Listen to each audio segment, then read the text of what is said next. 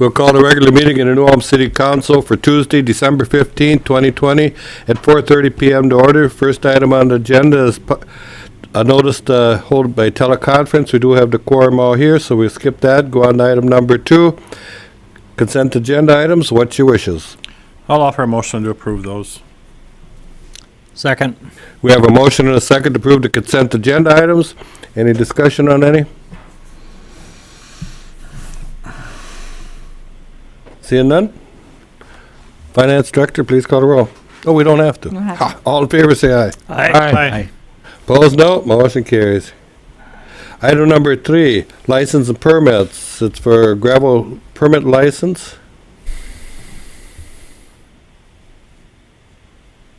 Anybody have anything on that one? For M&R paving?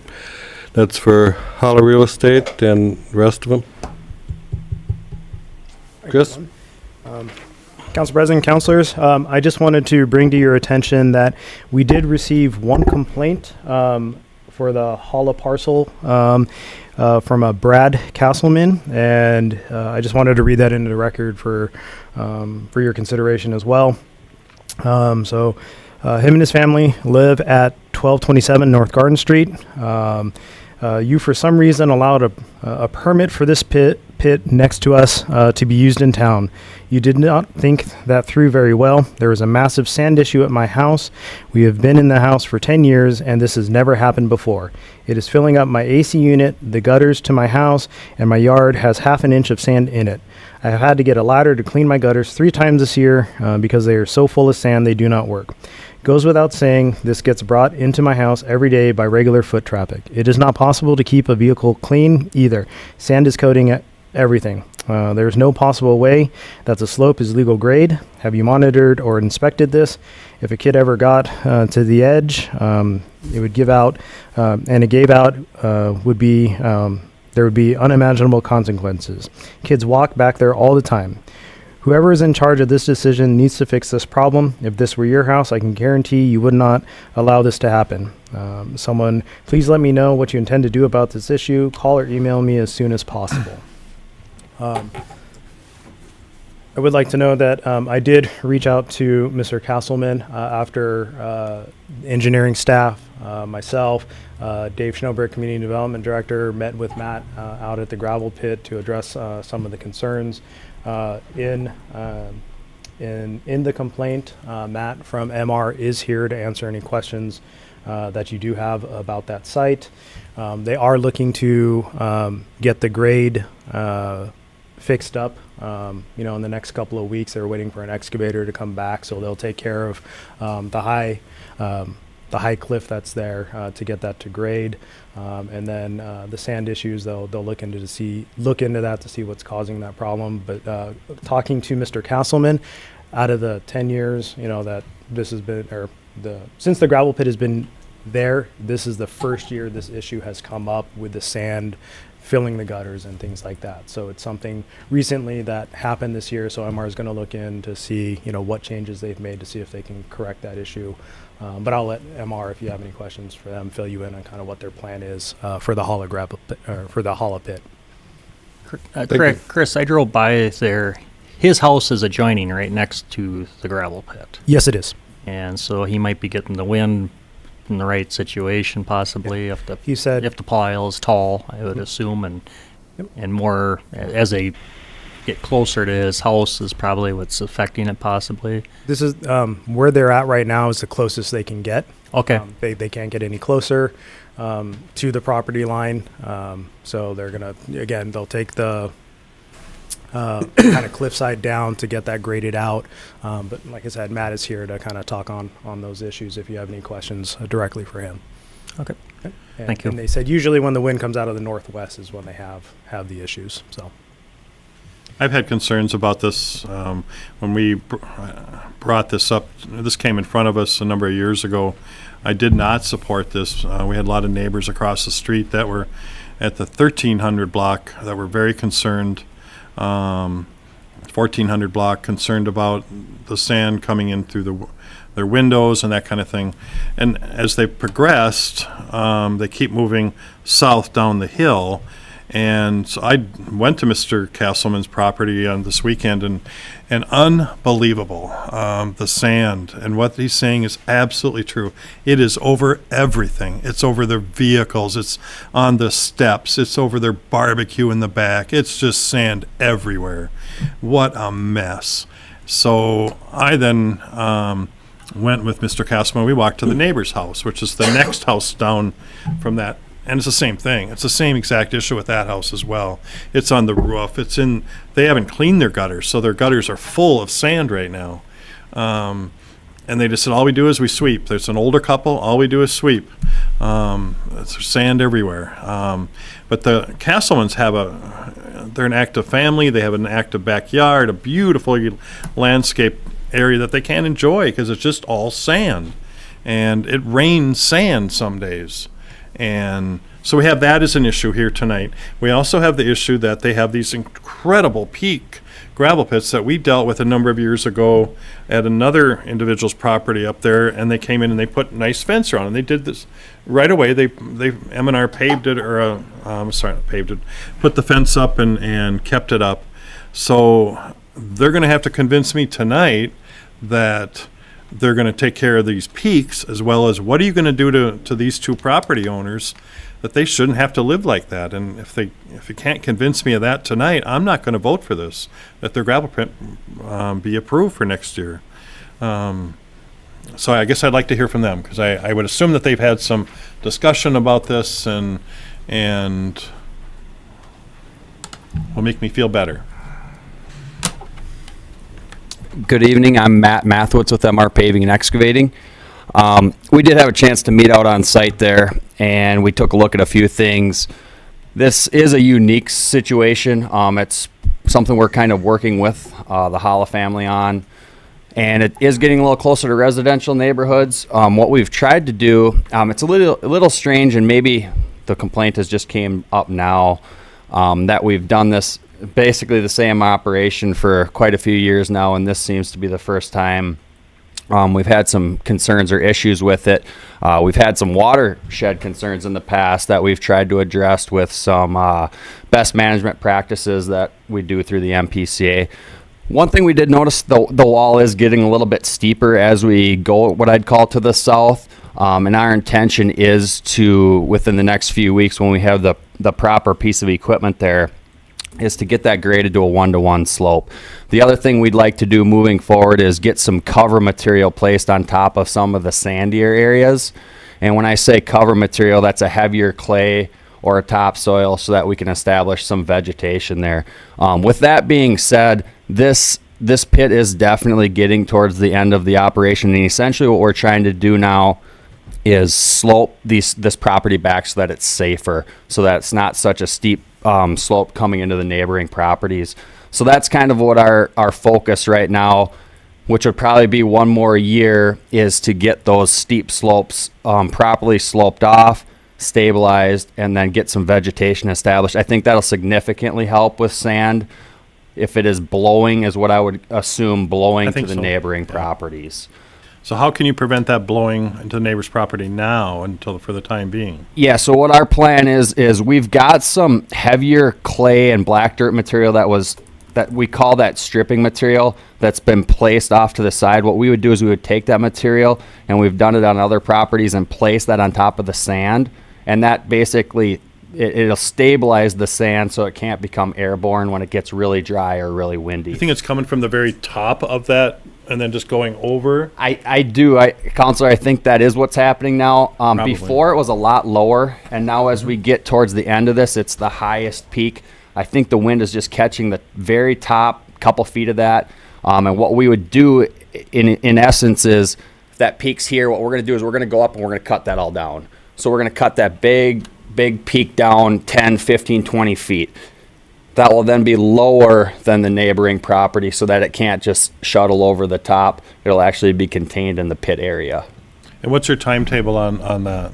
Our intention is to do that within the next week or so. Our intention was to do that next week. We would come in, we would lower that steep cliff so the wind can't catch that. The only reason it's like that actually right now is when you load with a loader from beneath, that machine can't undermine it without it falling in, so we actually have to take a machine that's capable of going up on the top to get that ledge taken down. Get a machine way the heck up there? Yeah, we'll kind of work it out of the bottom, and then we'll pull that material down. Something with some reach. So on the top then, is there a fence, or what prevents some kids from being dumb and going off the...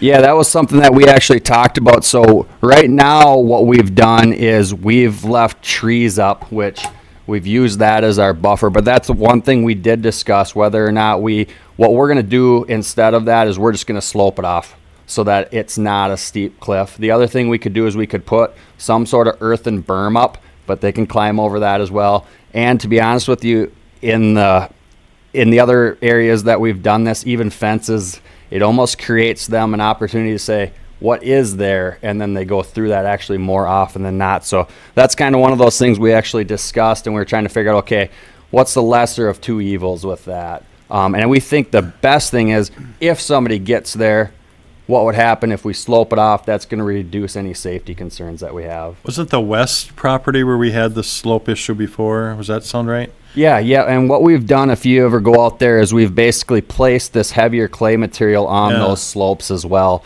just for the fact that if for some reason somebody would get there, it's basically a gradual slope that you would either slide down or roll down and not fall off of. The only thing that the snow fence, I think, had an advantage is if you're snowmobiling, and that's what I know the property owners up there were worried about at that time, was that if they come snowmobiling and they go across and boom, they're not going to make it when they hit to the bottom, that there would be that much of a drop. And with a fence, it seemed to be a little bit maybe more of a deterrent than a berm. I don't know. Yep, and that's something that we can look at, something more visual so that they can see it potentially. Yeah. Sure.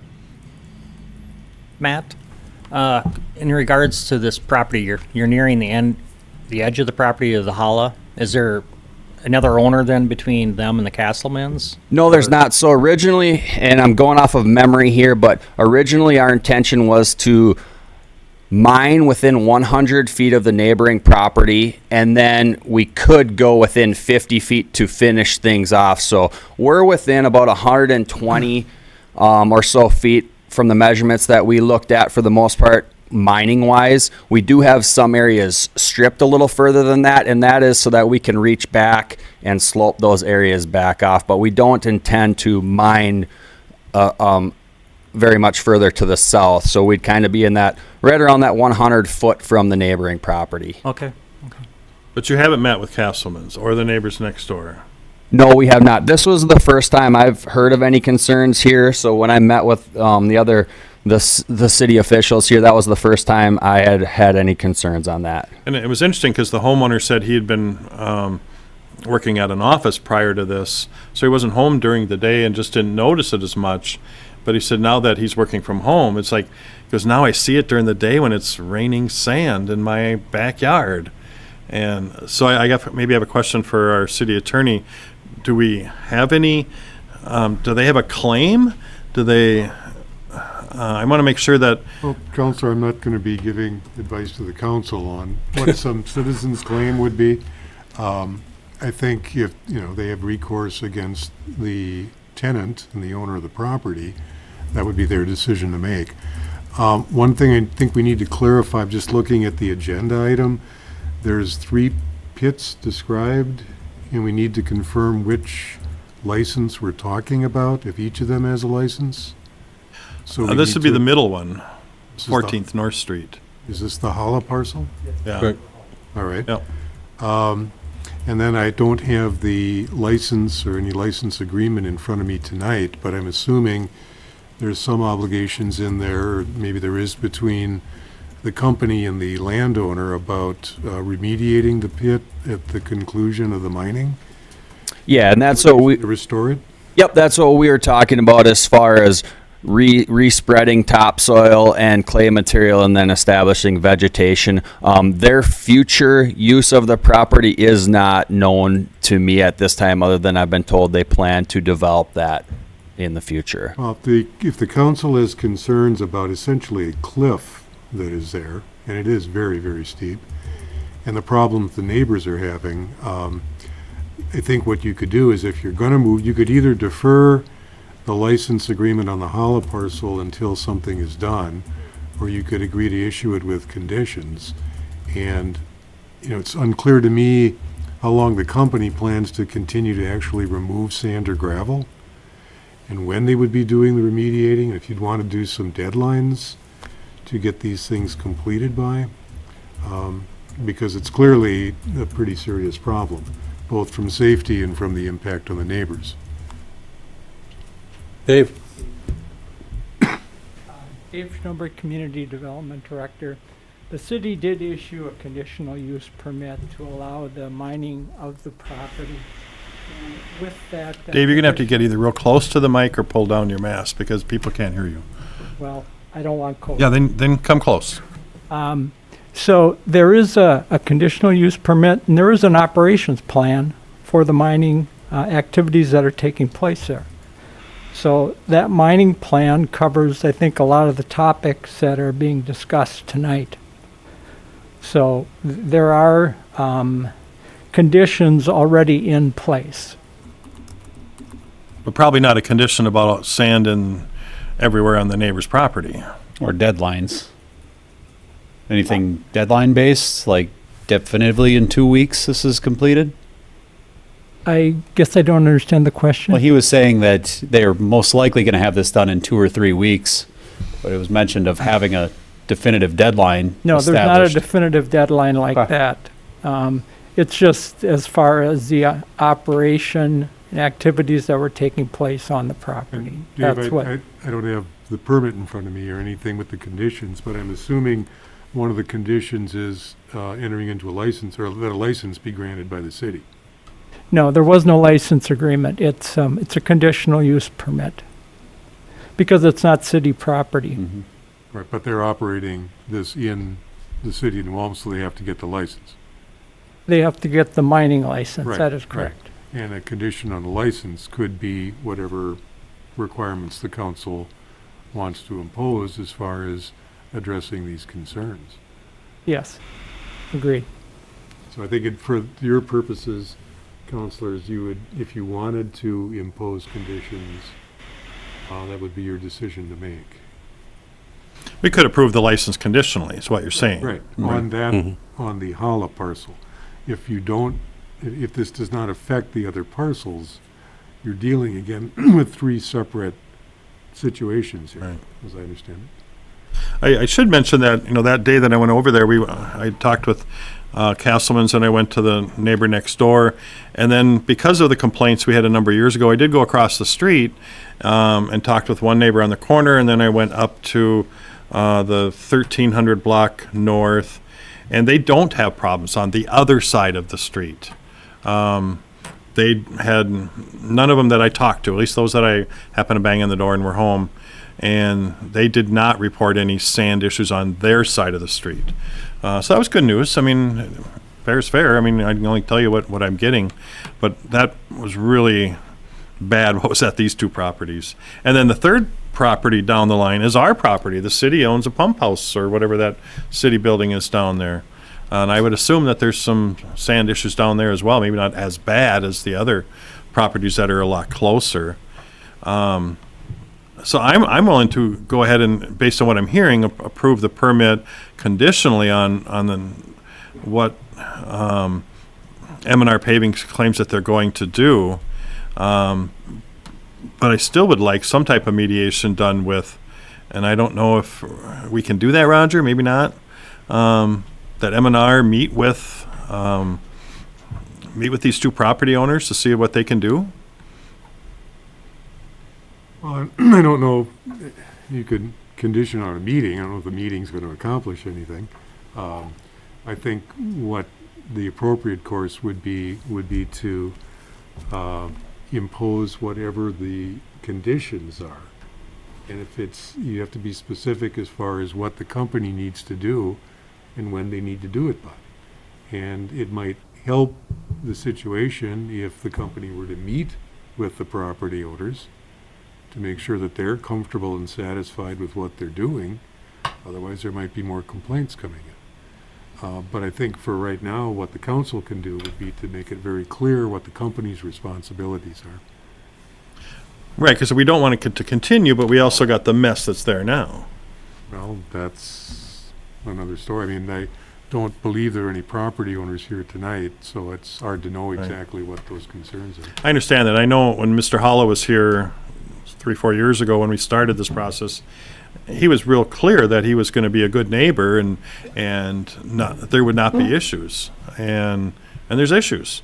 And he promised he'd keep the sand wet, that we wouldn't have with the other property owners up, when we first started the digging or the mining of this sand, but it's gotten to be a mess. And so I would hope that we can get this taken care of for those two families, especially the Castleman's got the worst. I mean, they're just getting plastered with it. So to move this forward, I'll try and put a motion out there. Well, before you do, Les, we still have the other two to discuss. I had one concerned citizen on the Reinhardt Pit that this is a project that's dragging out, that it should be filled in and get done with, and rather than do a permit for a year, they were concerned about doing a 6-month or something, so we get a deadline date, same as the other issue, and get it over with. Sure, Matt Mathwitz with MR Paving again. So the Reinhardt Pit is in a little bit of a different situation. So what we've got there is essentially we've completed the mining portion of that, although we still do have a conditional use permit and a mining license there. What we are basically doing now is we have one stockpile of material there that has been screened. It's in a stockpile that will leave to job sites. But essentially now what we're doing is we're in the restoration process. So we've worked with Bolton and Mink, and we've came up with a finished grade elevation. And in order to get that property to a reusable state, and that was even from before we purchased that property, there's just a lot of fill that needs to be brought back in there to get it to grade and allow for us to develop that, which there's some stormwater requirements that are needed with a stormwater pond and things like that. So basically what we've got going on there right now is the restoration process, and it's really hard to determine the amount of time that will take just because there's a lot of material that has to be filled into that property to allow it to be developable, if that makes sense. So what you're saying is it's going to take more than a year, so next year you'll be back again for another permit? The people are looking for a deadline date. Sure, depending on the requirements from the city, whether it's going to be, if we need a conditional use permit to fill that property, then we would be coming back in to ask for additional time to do that. Because that's done by projects around the area that develop additional material that can be put back into that property. How many years have we been mining up there? In the Reinhardt Pit? Yeah, or all three of those? So just to clarify, we're talking about the Hollow Pit, Yep. the Reinhardt Pit, and what's the Walner. The Walner Pit. Yep. The Walner Pit's been 20, 30 years. That's Yeah. been kind of a continuous operation. Yep. The Hollow Pit, we're probably on year 7 or 8 potentially. Already? Wow. Yeah. Okay. Somewhere in that range. And Reinhardt, probably around that 5-year range, I would say. I don't have the exact dates. Okay. Are you willing to meet with Castleman's and see if there's anything you can do to... I am, yeah. I have no problem setting up You an guys have always opportunity been with good business owners, and Yeah, we certainly want to make sure that we've got people kind of understanding what our process is as well. And I think we have a good plan in place after, this is pretty new to us within the last week or so. Yep. So we're just trying to stage and mobilize to remedy these. So this came a little quicker than maybe we would hope to kind of wish to have this done so you guys could have had a chance to look at it and actually see that we got it Castleman's done. were a real nice family as well, and I have no problem if we can set up a time to meet with them. I can explain our process. Yeah. I can explain our plan to remedy as well. Matt, would you be comfortable with if the council, if we get a motion going and say a 60 days to try to restore some restoration, and then Yeah. kind of, Yeah. I'm just, trying to be reasonable. Yep, I have no problem with that. I think we can make that work. The only one concern I have is we're entering winter conditions right now. So if it gets really, really cold, that limits what we can do outside, obviously. But it looks pretty good in the next 2 weeks weather-wise, and our intention is to try to get in there in those next 2 weeks and remedy this. Sure. I just got one question, or clarifying it. The hollow partial, okay, you're gonna go down there, excavator, cut it down, get it to grade. you're gonna put a topsoil over, you said a clay base or whatnot? Yeah, so what our intention about is that. it's a really steep slope Right. right now. It kind of held up. So what we want to do is we want to get those slopes sloped off to their natural state so that we don't have cliffs where someone could potentially fall off or injure themselves. And then what we'll do is we'll either take topsoil or clay. It's a heavier material that doesn't get picked up by wind, and we'll place that, and then vegetation will grow back. You're pretty much then done mining to what I call New Ulm South. Yeah, correct. Okay. Yep. That's what I wanted to know. Thank you. And then at that point in time, there'd be another development plan if they proceed with housing or. Yeah, that would be up to the owner, which would be Mr. Holla and his family, on how they would proceed with future development there. Yeah. Yep. Anybody else have any questions for Matt?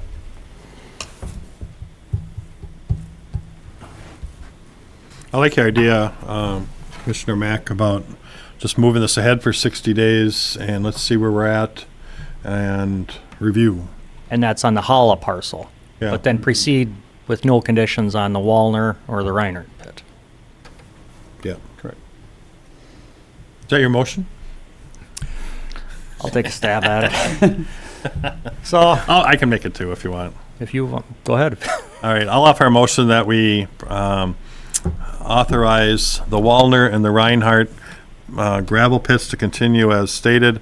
The Holla parcel have a conditional review in 60 days on condition that M&R Paving meet with the Castlemans prior to coming back, as well as proceeding ahead with their plans as described tonight to address the sand issues.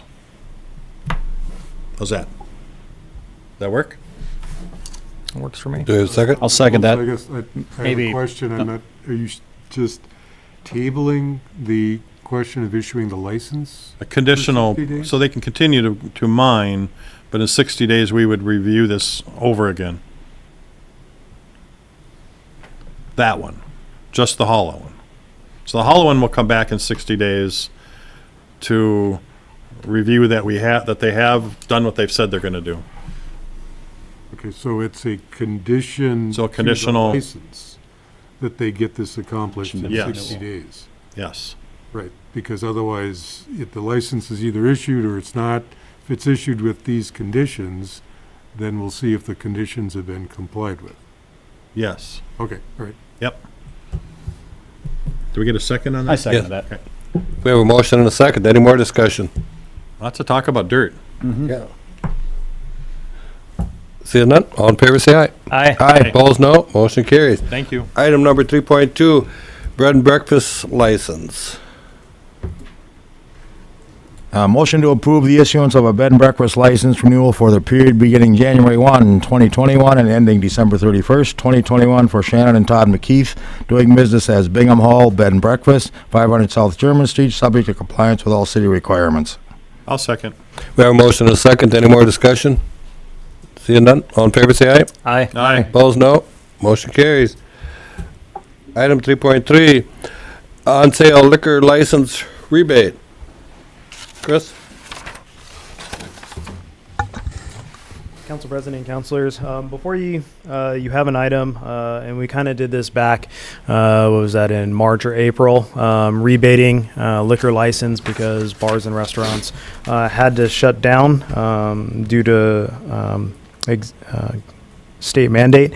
So before you again, because Executive Order 2099 came out, closing bars and restaurants again, I am proposing that we kind of do the same thing and rebate liquor licenses for on sale liquor. If the governor opens things back up on December 18th, that would be a rebate amount going back to businesses in the amount about $3,845 or $48.85. If it continues past that, I would make the assumption probably after the new year, January 4th, we'd be looking at a total rebate going back to businesses of about $6,129.65. And that would be for 57 licensees getting the rebate. Chris, then, if this would go through into January, then you'd come back again with another proposal? No, because on here, we've just calculated a Calculated. per day, for the license fee. So whatever day that would extend to, so you can, make your motion that to whatever day the governor suspends or reopens businesses, and we'll do the calculation on our end.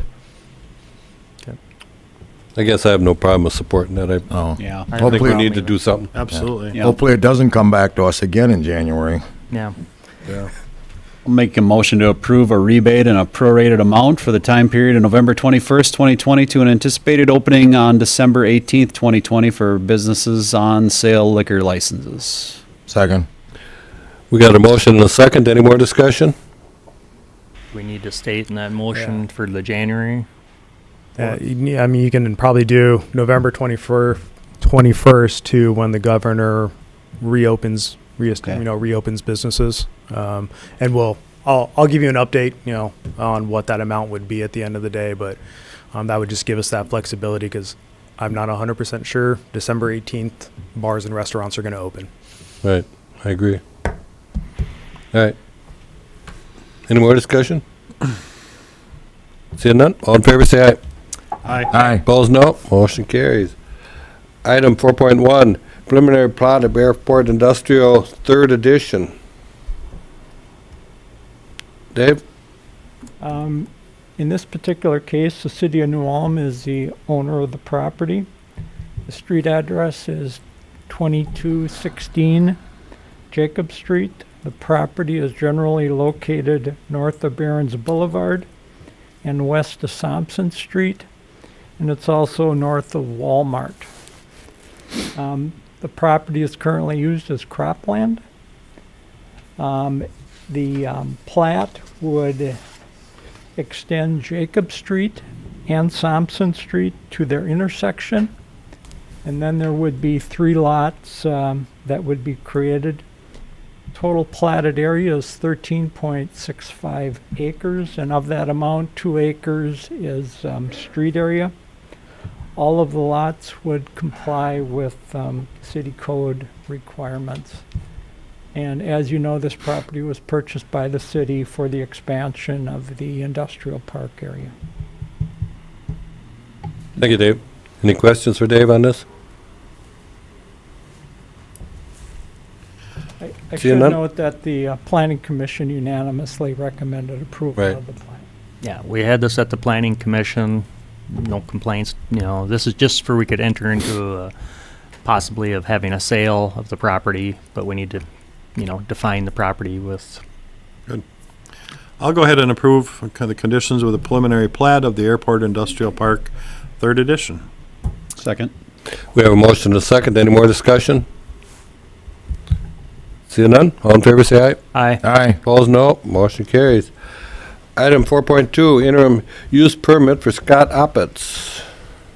Okay, Mr. Oppitz resides at 1314 South Washington Street, and he is requesting an interim use permit to allow the operation of a part-time auto repair business in a detached garage. The reason Mr. Oppitz is requesting the interim use permit is that the city had received a complaint about business activities on the property, and the city attorney's office had sent a letter to Mr. Oppitz requesting that those activities cease. So in response to receiving that letter, Mr. Oppitz applied for the interim use permit. The Planning Commission unanimously recommended denial of that application at their December 2nd meeting. Staff at that meeting had recommended approval of the request with 14 conditions. Mr. Oppitz also on the property has a racing car trailer, and so during the racing season there are weekend activities associated with the car and the garage. In the staff report to the City Council, we've identified concerns that were expressed by the public, And then we had applicant responses to those concerns. Should note that Mr. Oppitz has operated the business there since 1988. They were not aware of the city's having requirements that do not allow a business in a residential zoning area. The Planning Commission recommended denial for 9 reasons, and I will identify those. The first is that the application does not comply with the review criteria contained in section 922, subdivision 5 of the city code. Number 2, there are small children that reside in this block, and their safety is a concern. Number 3, there is a larger amount of traffic using the alley at higher than normal speeds. Number 4, the alley has been blocked for periods of time that adversely impact the use of the alley. Number 5, approval of the request would set a precedent for allowing other car repair businesses in residential areas. Number 6, approval of the request would take work away from other mechanics who are legally operating their business. Number 7, at times noise is a problem. Number 8, area neighbors have expressed opposition to the request and they have identified problems associated with the current business. And number 9, the area appears to be blighted with equipment in the backyard. I would recommend to the Planning Commission that depending upon whatever action you take, that you provide reasons for that action. That would conclude the staff report. Thank you, Dave. Anybody have any concerns, questions about it? I'm going to just add from the Planning Commission, I conducted the meeting. I heard both sides, that he's been a great mechanic and a great neighbor to fix the neighbors' vehicles, to the neighbors that are just tired of the ongoing repair business. And then, he also has a hobby, which at times could be a noisy hobby. So I know staff put together a lot of conditions that if we would grant it, that comes on to be another issue. How are we going to follow that, and then setting a precedence for the future for the community. And, Dave, a lot of times we do an interim permit to get somebody started on a business. Here, someone's already been running a business for 32 years. And the neighbors, I received a couple calls, so you get some different neighbors, and they're wondering what kind of activities are legal or not legal within the neighborhood. So, those are some of the reasons, we've got the reasons stated here from the Planning Commission, everybody does, on that aspect, so. I don't know what the rest of the council's thinking on this issue.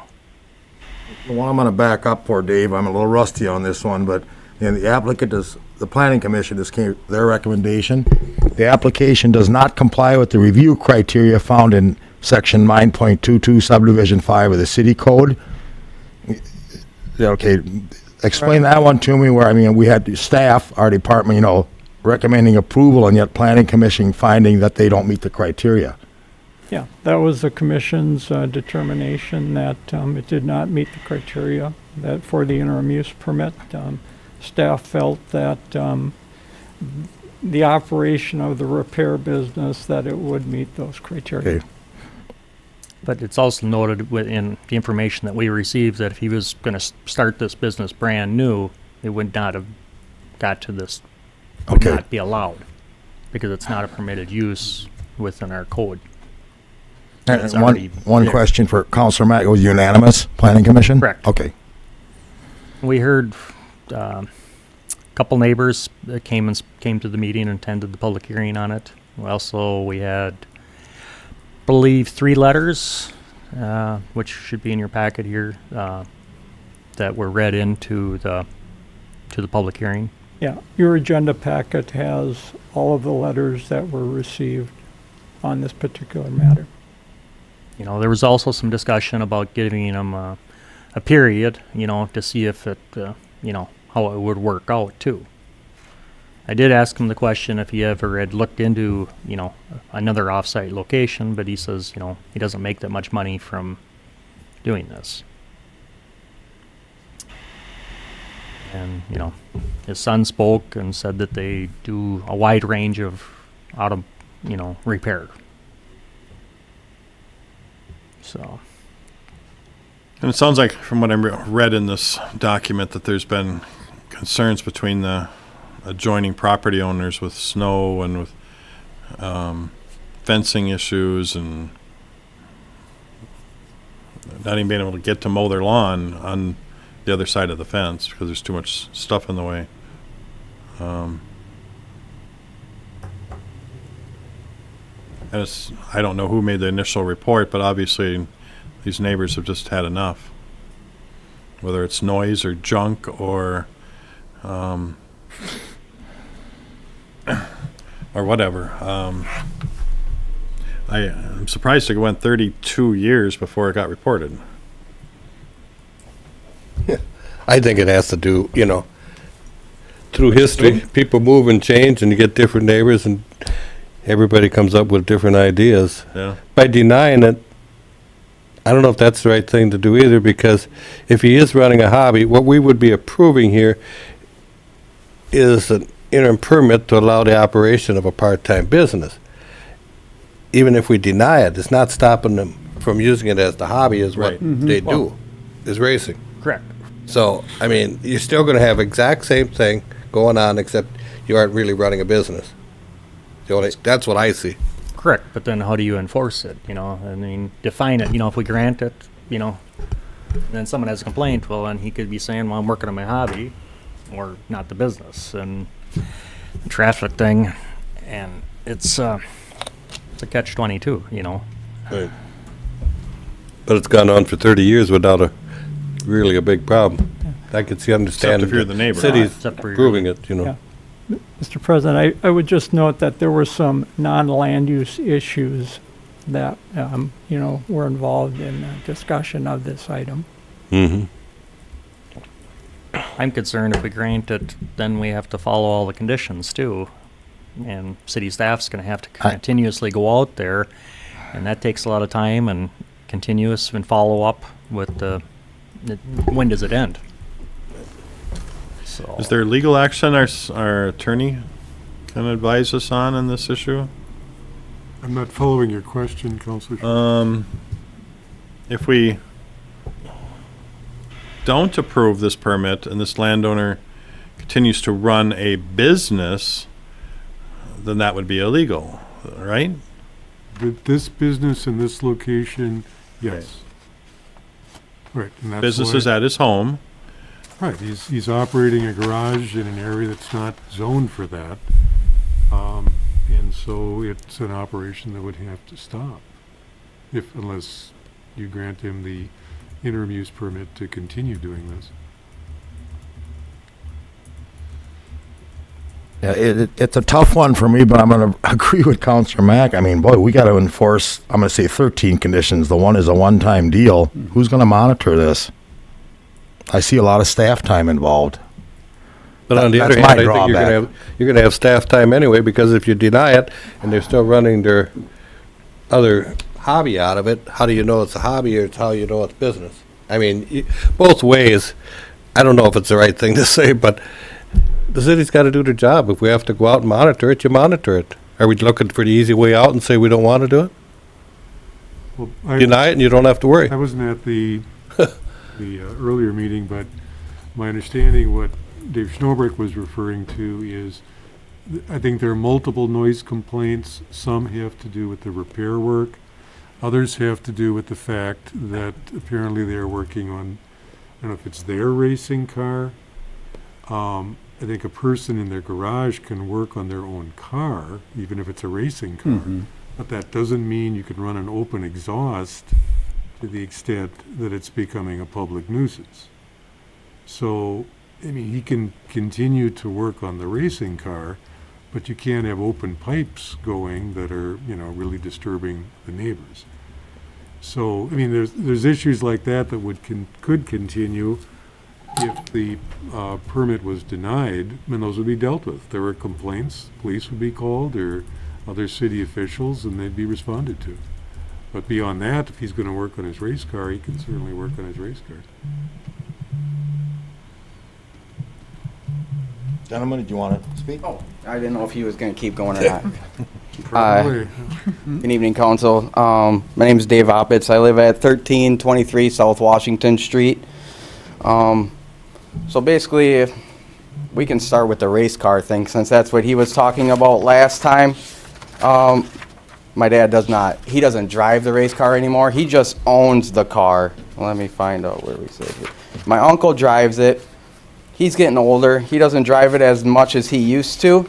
So I asked him how many times we raced last year. Like, this is just last year. We raced 9 times out of the whole season, and there is 23 racing weekends in a year. So less than half is when we would even look at this car. Otherwise, it'd just sit in a trailer alongside the garage and not moved one bit. But as you guys were saying, it is that's a hobby. There's nothing you guys can really do about it. So with that being said, I guess that's pretty much dead in the water. But let's also just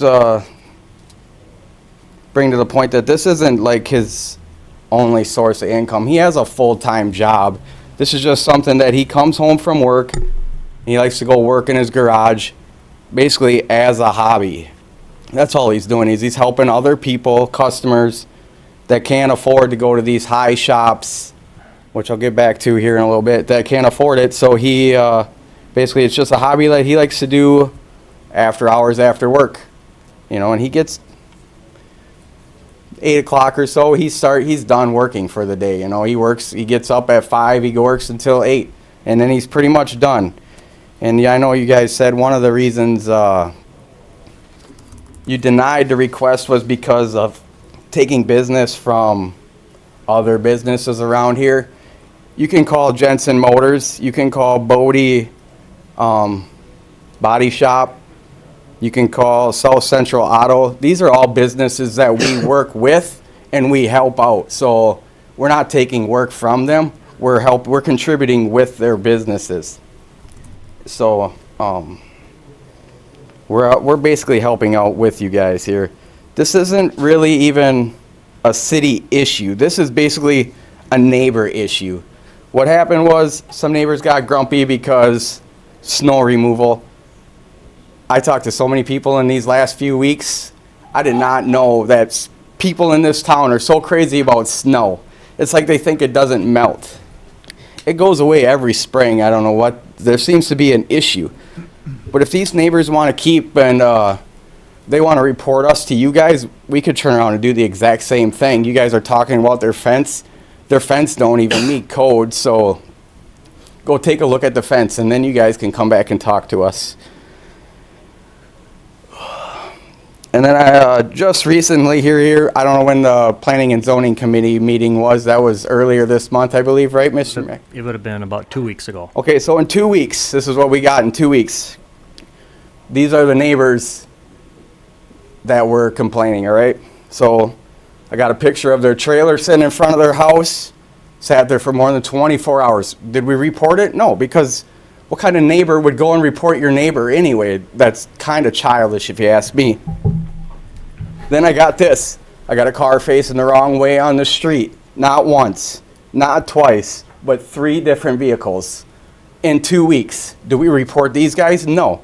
Do we report that this lady's cat just runs all over the neighborhood? No, they're not supposed to do that.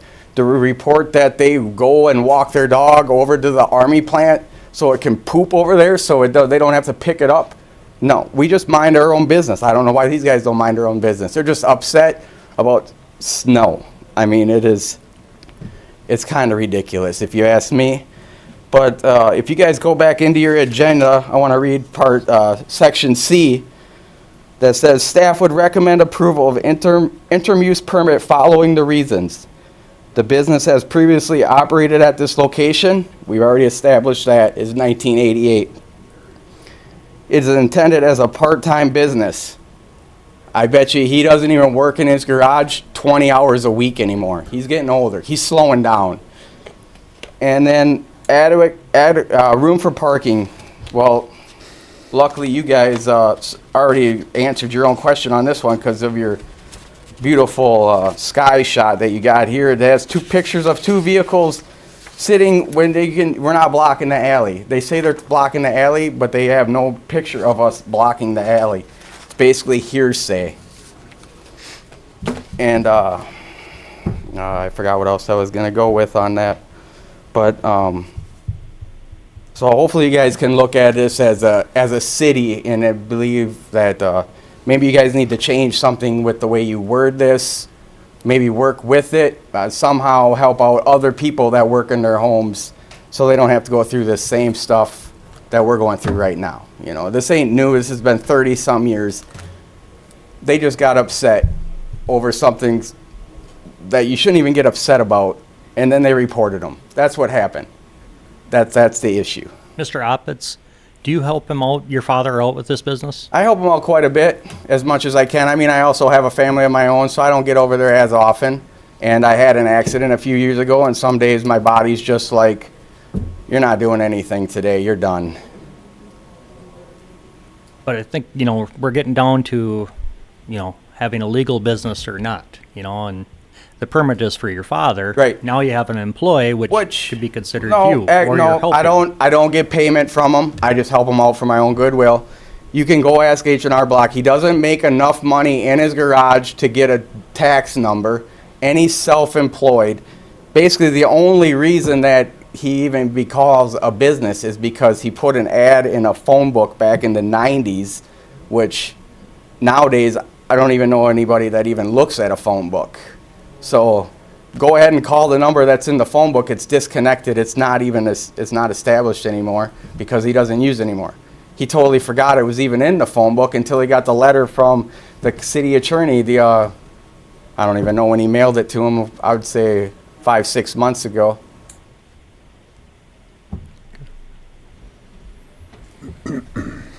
Thank you.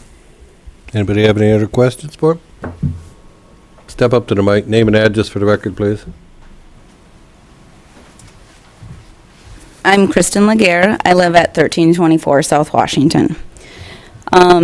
We've been talking a lot about the hobby, and I don't believe that the hobby has been the concern. I believe it has just been the business part of it. I live one house over from Oppitz. He has done work on our vehicles before, does great work. However, my concern has been that we have small children that run around the neighborhood. There has been, I've lived there since 2010. And I've heard from the other neighbors saying that they've dealt with it for 30 years, and it's been a long process, I guess, for them. Granted, I've been there since 2010. So we have small children. A lot of them don't know not to run in the alley a lot of times. There is a lot of traffic that comes in and out. The blocking of the alley is not the hobby blocking of the alley, it's the customers. For instance, this summer, we have a picture of the time. There was 2 customers there that had two car trailers. The first car, my husband couldn't get into our alley. He had to park at our neighbor's in front of their house. They had a car that was being, I can't remember the exact car, but there was a car being dropped off, so that truck sat there. Then another one came behind on a car trailer. They backed that truck off. Don't believe it ran, so they were pushing it, and it was pushed to in front of David's house, I believe, which is across the street from mine. So we were blocked there. I've had many times that it's not just the race car, because the race car trailer will sit there, and there is a spot that you can get around if you have a single vehicle, say a pickup. Whereas like in the summertime, if I'm pulling my boat behind, you can do a pickup, but you can't do something that's two, one behind the other. You can't get around it. We can't go the other way because there's a telephone pole. So we have to, if the alley is blocked by, say, someone that's dropping off a car, which that's not necessarily usually the problem, that there's somebody dropping off a car. It's because there's multiple people maybe gonna pick that other person up, and then they sit and talk forever, and then the vehicle sits there, and then you can't get out. So what we have to do is we pull forward and we have to reverse out. Well, we've dealt with that for many, many years. That my main concern is these children. The noise is not, the noise issue would be with my neighbors, where this race car trailer they're talking about gets backed up into their yard, Oppitz's yard. They created this driveway with some gravel. I'm not sure if it's classified, what kind of gravel it is, but they've built it up in their backyard to create a driveway. The original way that they did that, they braced the gravel that they put in there against the fence of the neighbors, okay? So when you put gravel in and then you back in on it, it's gonna push a little force on that fence, okay? So they had braced it to their fence. So my neighbors had brought it to someone's attention, I believe, Elwood, Zabel, maybe. That's kind of how this all started. They've had enough. So Scott and his daughters, I believe, had fixed it. They took it, moved it, took it off the fence. And I believe that was kind of a done deal, but it was kind of the tip of the iceberg. This has nothing to do with snow removal whatsoever. We have Kraus Tree Service who does our snow removal. One neighbor takes care of it, which is Karen Whitmire. And we split it between whoever wants to split the bill. This last year, Scott had talked to Karen or Linda and had opted out not to do snow removal this last year because they had purchased a snow blower contraption thing, four-wheeler snow blower. So he had opted out, which I think originally they said that they were never asked. They had talked to Karen and Linda and said that they were opting out of it. Issue with that was they blew sand on their driveway. I mean, that's a whole nother issue. The real concern here is not, there's a business and there is a hobby. The hobby is not the issue. It's the business and the amount of people coming in and out of this alley. It has been more within the last, I would say, 5 years than I've seen in a long time. I think that's pretty much it. I'm just really concerned for the safety of these kids. I'm not one to go against his permit, but I think the arguments, like with the letters that were sent, those were things that have been going on for a long time and they've just had enough. But I guess that's all I have to say. It's just the safety of my children. So what you're trying to tell us is that all the traffic going through that alley, or the majority of the traffic going through that alley, is because of a repair business? Agree. Because there is no hobby. Like, people don't, they have family, I suppose. But we as a city council cannot control the amount of traffic in any public alley. Agree. So anybody can drive through my alley, anybody else's alley, as much as they want. Sure. And as far as safety of the children, that would still be up to your responsibility. Absolutely. But I just have a hard time to believe that you're going to have that many with a little private business, people driving through an alley to get repairs. Sorry. There's a lot of pictures behind. My neighbors have taken many pictures of the alleys being blocked. A lot. But. A comment I've got to make, and I've sat on the Board of Zoning and Adjustment for 12 years.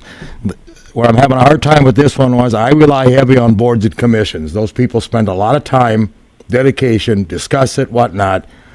I respect the decisions that our staff brings to us.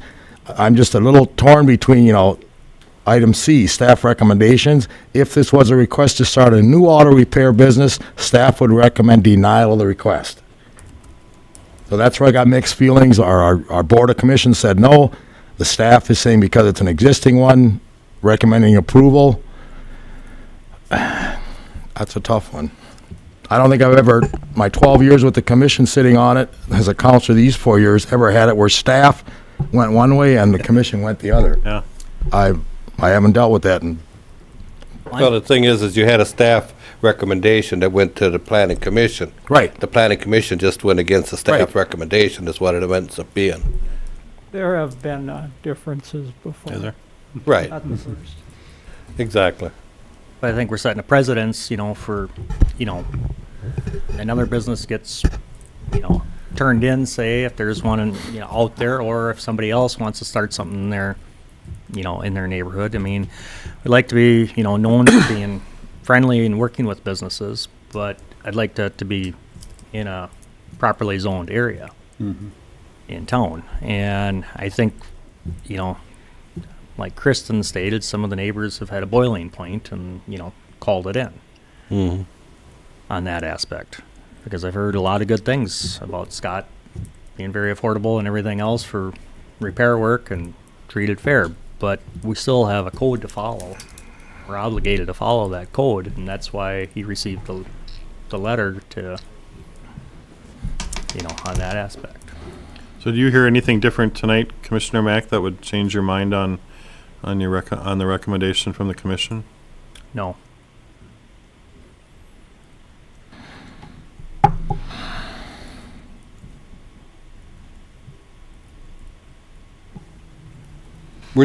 All we're doing is issuing a permit. We as the city council do have the right to either make exceptions or not, And just because we make an exception for one doesn't mean we're setting a precedent that we have to do it for anybody in the future.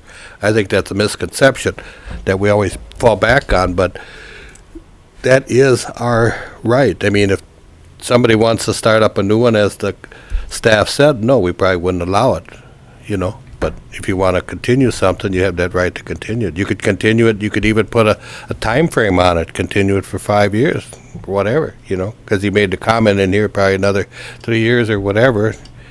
He's not going to do it anymore. So, we do have a lot of options in front of us. I'm concerned about the conditions and, staff's time as far as, we start getting the complaints. But I think you're, like I said, I don't think you're getting away from anything. I still do believe you're going to have staff time involved anyway, because there's a hobby there and you got neighbors that aren't happy and they're going to question everything they do. Sorry. Some of these things have been in operation, like they said, for 30 years. And, times change and all of a sudden you get a complaint. I guess I can flop either way with it, but I have a hard time denying it, I'll be honest.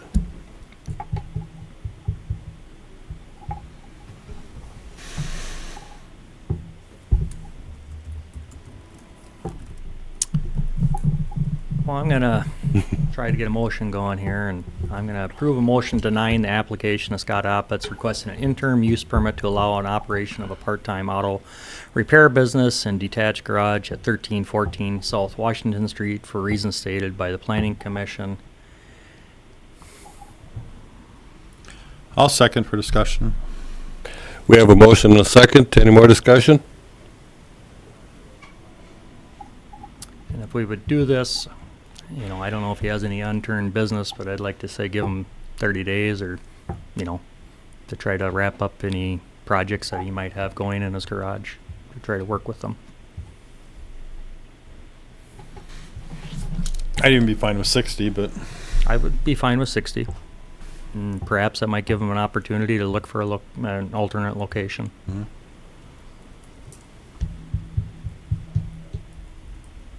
Any more discussion?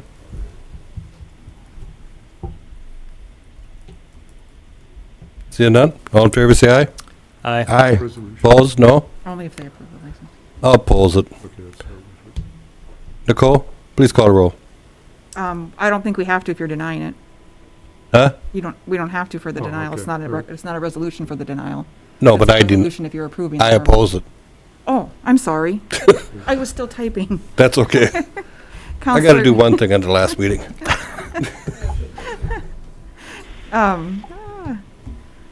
Counselor Mack, Yes. Counselor Schultz, yes. Counselor Christian, Yes. Counselor Warmka, Yes. President Schmitz. No, motion carries. Charlie, I think we'd have to give a reason for the record, for Dave Schnobert. Okay. Dave Schnobert had asked for a reason, we have to state the reason, and I'm stating the conditions that were cited from the planning commission meeting. That's sufficient? Chris? Okay. Go to item number 5.1, professional service contract for North Highland Avenue and North Broadway Improvement Project. Joe?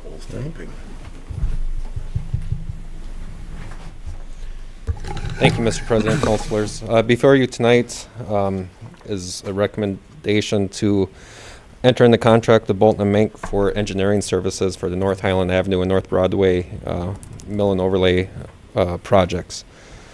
We received 4 proposals in total, and the cost breakdown was surprisingly close between the top 2 firms, within $600. So it is my recommendation to proceed with Bolton and Mink. I'll offer a motion to award the contract to Bolton and Mink to provide professional services to the North Highland Avenue and North Broadway Improvement Project, amount of $84,930. Second. We have a motion and a second. Any more discussion? Seeing none, all in favor say aye. Aye. Opposed, no. Motion carries. Thank you. Thank you, Joe. Item 5.2, 2021 City of New Ulm Budget Property Tax Levy. Nicole? Counselors, this is the final step in the budget process for the year for 2021. After the public hearing and the preliminary, or the last meeting, I removed $15,000 from the training budget, and I added back in the $5,500 for the Concord Singers. So right now, we are sitting at a total levy amount of $8.2 million, which is about $369,000 larger than the 2020 levy. It's about a 4.68% increase in the levy amount. Our tax capacity for the city did increase more than 6%, so it will actually result in a small decrease in the tax rate for the city. But I will acknowledge that property values have gone up, so even with that decrease in the rate, property owners will probably see a small increase in their city taxes. Thank you. Any questions for Nicole?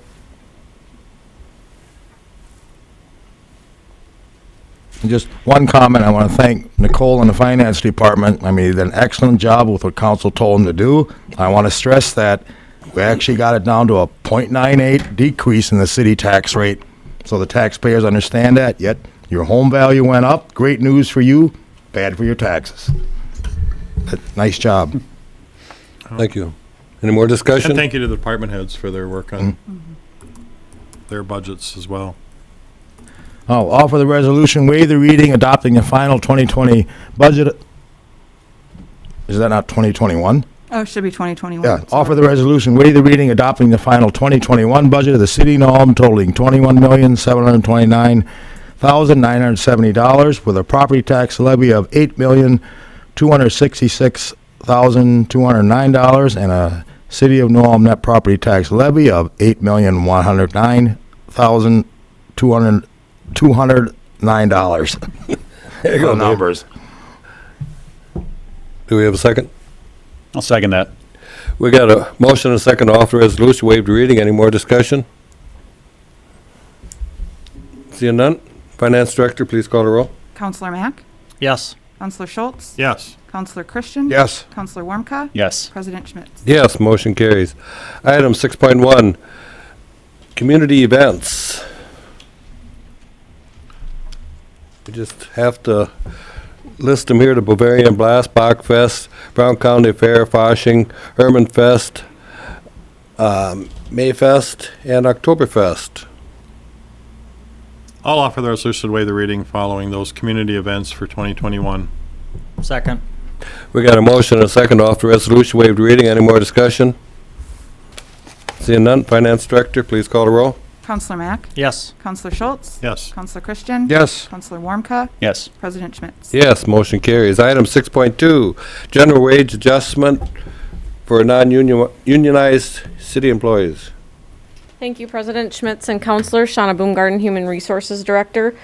With the approval of the budget, we are recommending a 3% increase for all non-unionized part-time and full-time city employees, effective January 1st, 2021. This follows the wage adjustments that'll happen for AFSCME union members and LELS union members of 3%. And it is budgeted That's at what's in the 3%. budget, yep. Thank you. Any discussion? Any questions? Is this a one-year contract? Explain how that. So we're in the second year of the contract, so it's set to expire December 31st, 2021, both contracts. So we'll be back at it in about August. Yeah, we'll start union negotiations probably September, October. Okay, thank you. I'm concerned that, I know it's in our budget, but I think we got to be really careful that I haven't seen a 3% anybody's getting, except for our city employees, so it makes me very nervous that as we go into budget for the next term, I doubt that we're going to be able to support these kind of numbers. So that's just my message as you start working on union negotiations for future. Yeah, we'll be bringing, in January meeting, the approval of the class and comp study is also in the budget. So we'll be bringing that to look at, that'll happen for next year. Yeah, and a comment I want to make with that, following that with the League of Minnesota Cities, other cities negotiating their budgets, contracts, whatnot, some cities are actually proposing 2-week furlough, mandatory. We're going to cut your budget. You want a job? 2-week furlough, mandatory all city employees. I hope we don't get to that. We'll see what the LGA does in June, but so you have something to fall back on. Some cities are actually moving forward with that. Some of the state unions are looking at 0 for the next 2 years. With information from the CGMC, based upon 67 cities, some of those contracts were approved early, but the average is right now at 2.71%. But I understand. Yeah, just a message that. Thank you, Shannon. Any other questions?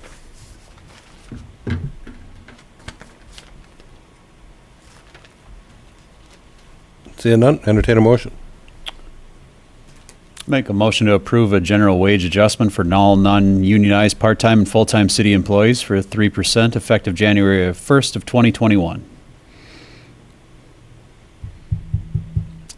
Second. We have a motion and a second. Any more discussion? Seeing none, all in favor say aye. Aye. Aye. Opposed, no. Motion carries. Item 6.3, participation in the Minnesota City Participation Program. Chris? Council President, councilors, this is a program that was brought to our attention that we as the city of New Ulm are eligible to apply for. And what this would be is the state housing, Minnesota housing gets bond money allocated to them. And what they do is they allocate that to cities that apply. So we don't actually receive the money. The housing agency holds that. And whenever any preferred lender with Minnesota Housing applies for their startup program, which is a loan and potentially down payment assistance to, I would say, moderately income families, 80% of the average median income. That counts towards our allocation as being spent. So it is based on per capita. They do not know what our allocation would be at this time. They don't know what that allocation would be till February. So what you would be approving is allowing me to sign the contract and the application applying for this, and then they would let us know in February what our allocation is. We have till November to spend at least 50% of that money. If we don't spend 50% of that money, what they'll do is then they'll just give us an allocation the next year on what we actually spent from that program. If we use less than 10% of the money, then they kick us out of the program and we would have to reapply. Potentially we could reapply again in a couple of years. So there's no matching funds with this program. It's just an allocation set aside for New Ulm for their startup loan program. And so we only have two current preferred lenders in the city right now. That would be Bank Midwest and Franson Bank. When this program, if we are allocated money, then we'd also reach out to some of the other banks to see if they'd be interested in being a preferred lender to get them on that list as well.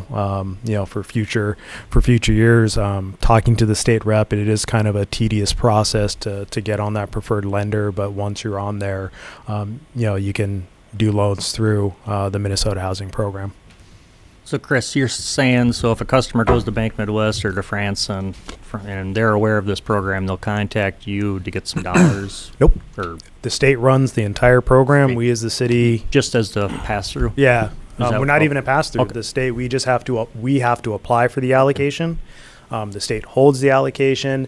Bank Midwest or Franson would actually that knows the program. They would just run it all through the state. The state does everything on their end, and they fund the loan. So basically, we're just applying for the allocation, and that's Do it. they give us any update ever that the program is being used? Yes, they would give us a yearly report on how much money we've spent, and some of the other programs. They also would tie in some of their other programs, their Fix-It program and things like that, so we would know how the banks are using the funding. Okay. Yeah. So the only thing on our end that potentially would cost us is just marketing the program. Staff Yeah, time. so That's where I was kind of Yeah. going at, is the marketing, is how does people know? And Yeah, so it'll be on our website, things like that. And the state does actually provide the marketing materials as well for the program, explaining what the startup program is and things like that. So really a low end and it's almost a no-brainer for us to apply for this and just have one more tool in the toolbox. Mm-hmm. Yeah, this is really a good deal for the city of New Ulm, and to help with closing costs or down payments, and our only real cost is advertising. I mean, what a great deal for people in our community to help them out and get them into a home. So I'm going to go ahead and authorize the city manager to sign the agreement necessary to participate in the Minnesota City Participation Program. I'll second that. We have a motion and a second. Any more discussion? Seeing none? All in favor, say aye. Aye. Aye. Motion carries. With no more business, but before I adjourn the meeting, I'm going to take a minute here, I guess, and wish the people out there a Merry Christmas and a Happy New Year. And since it is my last city council meeting, I'd like to thank all the citizens of New Ulm for allowing me to serve them for the last 12 years. It's been an enjoyable journey. Had a great time doing it. And tonight, sometimes you make decisions based on whatever. But you stand behind what you believe. And at the same time, I think we're going into a new part of history. We're also going to have our first female city council president for the city of New Ulm. So if Andrea would like to stand up, I'd like to say thank you. I can't shake your hand or anything. I won't be here next month, but have a great future here and everything else. And I think it's a great honor and something we're going to do different again. So anyway, with that, Chris? While he's getting one of your items, Charlie, one thing I have to say about you, this is my first term being a counselor. I dealt with you for a few years when I was an employee with the city. What I liked about your personality and whatnot, and you and I have talked about it, we agreed to disagree. Correct. And as an item I have to say with the council, agree to disagree, move forward on the next topic. This council did an excellent job, and hopefully the next one does. I believe it will. I think we have a very good city council. We got a couple new people on it, but I think it's going to go forward. I think everybody's been cordial to each other, and that's what it's about. So, And Charlie, I'd like to thank you. You and I started on this trip together. We didn't know each other. You were running after council president, and I was going after my ward, and we've worked together on a lot of different projects, and I appreciate your leadership and how you've led us over the years and kept us on topic and let people speak from the community that wanted to speak. So I appreciate that, and you've done an excellent job, and I appreciate the 12 years I've been able to serve and work with you. So thank you. thank you. And in the brief time that I've been here, I think you've done a really good job, kind of echoing what Les said, kind of guiding us through a lot of things. Who knew at the end of the day we'd be dealing with a pandemic, kind of getting us through that. And part of it, is kind of also what Les said, is allowing the public to speak, at these meetings. I think sometimes there was a little too much back and forth, between, sitting down and coming back up, but giving residents the opportunity to do that, I think, and speak on items that aren't, particularly here for a public hearing, has been a great service that you've done as part of the community. And so with that, we did put together, get you a plaque, that states, with our greatest appreciation, Charles E. Schmitz, Council President, we hereby present you with this award in recognition for your ongoing commitment and 12 years of dedicated service to the city of New Ulm. And, that's a long time at the end of the day. A lot of decisions made, a lot of, tough decisions, again, and we're dealing with some of those tonight. But you make the best decision possible given the information at that time, so thank you, for the things you've done here. Thank you much.